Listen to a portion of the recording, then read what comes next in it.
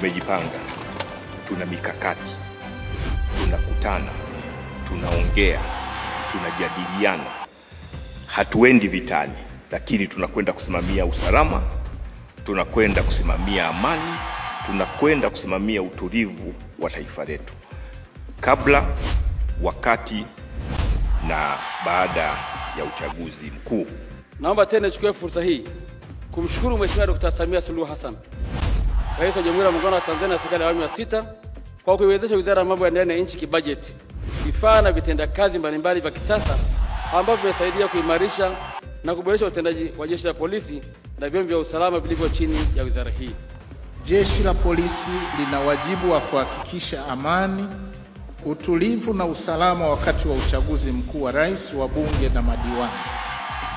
Ni muhimu Jeshi la Polisi kuimarisha ushirikiano wa karibu na wadau wote wa uchaguzi. Hatua hii itasaidia kuhakikisha kila mdau anatendewa haki na kuondoa tofauti zinazoweza kusababisha migongano au machafuko. Uchaguzi mkuu wa rais, wa bunge na madiwani unafanyika kwa mujibu wa Katiba ya Jamhuri ya Muungano wa Tanzania ya mwaka 1977, lakini pia sheria ya uchaguzi wa rais, wa bunge na madiwani ya mwaka 2024 na sheria nyingine za nchi.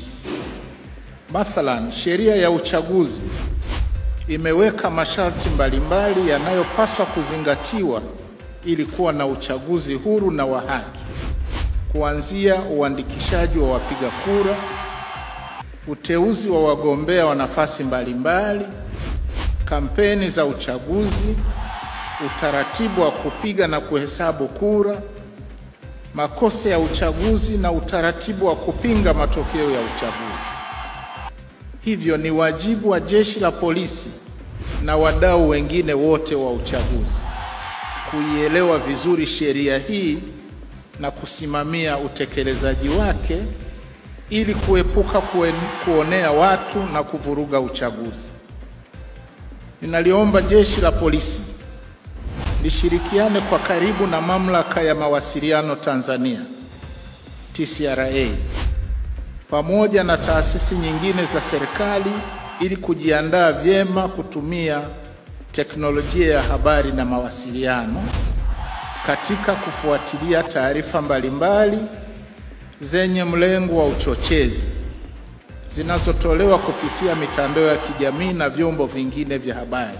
Naliomba Jeshi la Polisi lishirikiane kwa karibu na wadau wengine wa uchaguzi ikiwemo TAKUKURU na vyombo vingine vya usalama ili kudhibiti vitendo vya rushwa katika kipindi hiki cha uchaguzi.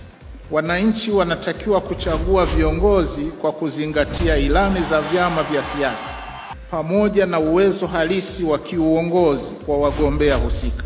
Kwa hiyo Jeshi la Polisi naliomba lijizatiti ipasavyo kushirikiana na TAKUKURU katika kukabiliana na vitendo vya rushwa wakati wa uchaguzi mkuu.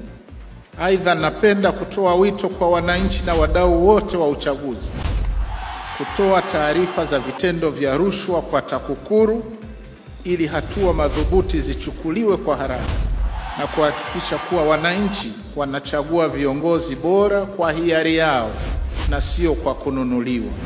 Nadhani vile vile ni muhimu Jeshi la Polisi, na hapa likijumuisha polisi jamii, lishirikiane kwa karibu na TAMISEMI katika kusimamia usalama hasa katika ngazi ya kata, shehia, vijiji na mitaa yetu.